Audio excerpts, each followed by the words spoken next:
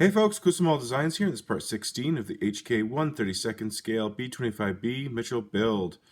Now, sorry for the long wait on the updates on this build, but as you know, I do have a lot of other commissioned builds on the go, as well as I've been fighting this cold and has been kicking my butt. I lost my voice there for a little bit. As you can tell, I am still on the mend, but it is very important that I do a video right here, right now on this one because of the seam lines. As you can see, I got putty running down the length of the plane on both sides that I'll show you, because if you go back to part 15, you'll see that I had a sizable gap, and that's even after using glue and clamping this model down. I still had the gap, so it was and is quite the challenge to get this just right. And of course, because I've put these windows in and I got this panel right here in, trying to clamp this down without pushing all these parts that I put in was a challenge in itself too, right? And because I got this turret here placed here now, and then this one here, the chances of me sinking this model in and basically collapsing it was high. So challenges all around, right? So anyway, I really wanted to do a video here today with this, because this is going to be challenging for you with this kit right here. Now, this kind of harkens back to the accurate miniatures days, right? With the 1/4/8 scale, with people saying that things don't line up, things like that. So, flashback time. So, anyway, it can still be done there, guys. So don't get scared. It's just going to take a lot of your time and a lot of your patience, right? And especially with a build like this, because this is, well, one, it's an expensive kit, right? But patience, okay? Just a lot of patience and time. But a lot of people ask, what kind of putty do I use? I use a lot of different ones, but the main one I use right here is this Perfect Plastic Putty.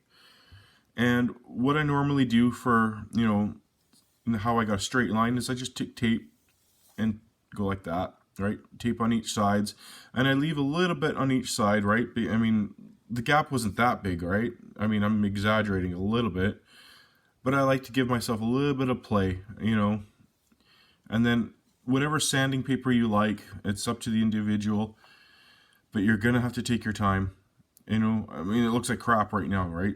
I'll show you the underside. That hasn't been quite sanded. I mean, it has been sanded a little bit, but you're gonna have to take your time to sand it down and then smooth down. I mean, it's starting to come right here, because you're gonna want it to start looking just like the plastic, but I can still feel a little, listen, a little bit of a ridge. This one here is gonna be a little bit trickier because I still have to get the window in there yet, so I can't do anything with this piece right here until I get the window in. So once I get the window in, then I can start putting this piece, glued down, and then working with the putty there. So it's, again, it's like a chess game. And then the reason why I got the bombardier section in, the shot here, because this will have to be glued in, puttied, and then I might even put the nose, the glass in, mask it, and then paint, right? That way everything is on, the paint can get on, and then I won't have to worry about masking 2 or 3 times for painting. So that might be the game plan right there. Now, of course, I still want to get detailing on the back bulkhead right here, which is going to be today. So a lot more detail to go in on the back there, right in this section right here. I think there is a seat to go on right there. I'm not too sure if they took the seat out for the consideration of weight, but still some detailing to go into there. But the main focus is to sand this to get it nice and smooth without losing all the riveting detailing and things like that, because if you lose the detailing, especially on the top of the plane, it's gonna look like crap. So again, patience. I'm talking hours there, guys, so be forewarned. Now, I'm gonna have to flip this over. If you go back to the days when we're configuring the tail, hopefully you saved those pieces that you cut Remember the days when we cut the tail? Now you're going to have to take a piece that you've cut off the tail. That's what we're going to be doing today as well. So just a piece like that, and then filling in that gap. That should be, fairly straightforward. So cut, glue, and then if there's needed a little bit of putty, that should be simple. And then that'll finish off the tail, and then we can put eventually the glass in there with the camera and whatnot. So that'll be straightforward. Then also too, when the tail goes on, we'll have that piece, which I'll show you in the next video that we have to finish off the tail piece right here, and then that'll be good to go. But I don't want to do that yet until we know exactly how that's going to sit with the tail. But that should be fairly straightforward.